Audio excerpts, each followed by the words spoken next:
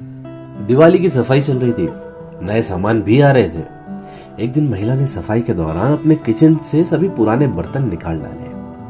पुराने डब्बे, पुराने डोंगे, कटोरियां, प्याले और थालियां इत्यादि। सब कुछ तो बदलना ही था और सब कुछ उसकी निगाह में बहुत पुराना और बेकार हो गया था। सभी पुराने बर्तन उसने एक कोने में रख दिए और बाजार से नए लाए हुए बर्तन करीने से रख कर सजा दिए।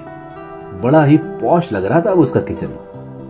फिर वो सोचने लगी कि अब ये पुराना सामान कबाड़ वाले को दे दिया जाए तो समझो हो गया साफ सफाई का पूरा काम, साथ ही सिरदर्द भी खत्म।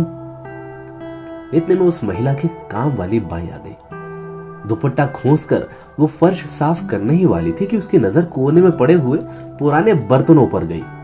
झुंझलाकर बोली, बाप रे मैडम, आज इतने सारे बर्तन घिसने होंगे क्या? और फिर उसका चेहरा जरा तनावग्रस्त हो गया। महिला बोली, अरे नहीं, ये सब तो कबाड़ वाले को देने हैं, सब बेकार है मेरे लिए। काम वाली ने जब ये सुना तो उसकी आंखें एक आशा की किरण से चमक उठी। चहक कर बोली, मैडम अगर आपको ऐतराज ना हो तो ये एक पतीला मैं ले लूं क्या? महिला बोली, अरे ये क्यों? जितने भी उस कोने में रखे ना तो वो सब कुछ लेकर जा, अगर तेरे काम का है तो मेरा उतना ही सिरदर्द कम होगा। काम वाले की आंखें फैल गई। क्या सब कुछ? उसे तो जैसे आज अली बाबा का खजाना मिल गया था। उसने अपना काम फटाफट खत्म किया और सभी पतीले, डिब्बे, प्याले वगैरह सब कुछ थैले में भर लिए। बड़े उत्साह के साथ अपने घर को निकल पड़ी। आज तो जैसे उसे 4 पांव लग गए थे। घर आते ही उसने पानी भी नहीं पिया। सबसे पहले अपना पुराना और टूटने की कगार पर आया हुआ पतीला, टेढ़ा मेढ़ा चम्मच, भगोना वगैरह सब कुछ एक कोने में जमा कर दिया और फिर अभी लाया हुआ खजाना ठीक से जमा दिया। आज उसके एक कमरे वाला किचन का कोना भी पॉश दिख रहा था। तभी उसकी नजर अपने पुराने बर्तनों पर पड़ी। फिर खुद से ही बुदबुदाई कि अब ये सामान किसी कबाड़ी वाले को दे दिया जाए, समझो हो गया मेरा काम और सिर दर्द भी खत्म। तभी दरवाजे पर एक भिखारी पानी मांगता हुआ हाथों की अंजुल करके खड़ा था। मां, पानी दे। काम वाली उसके हाथों की अंजुल में पानी देने ही जा रही थी कि उसे अपना पुराना पतीला नजर आ गया। फिर उसने वो पतीला भरकर पानी भिखारी को दे दिया।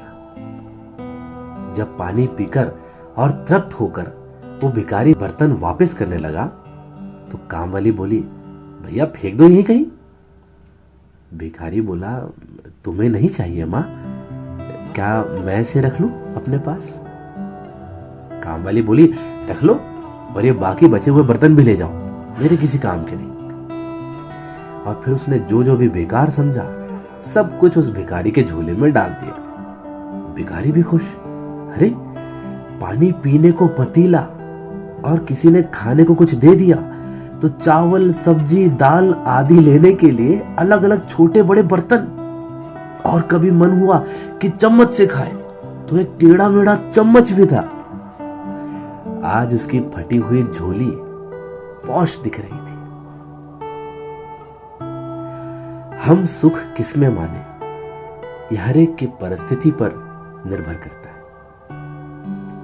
हमें हमेशा अपने से छोटे को देखकर खुश होना चाहिए कि हमारी स्थिति तो इससे अच्छी है, जबकि हम हमेशा अपने से बड़ों को देखकर दुखी होते हैं और यही हमारे दुख का सबसे बड़ा कारण होता है।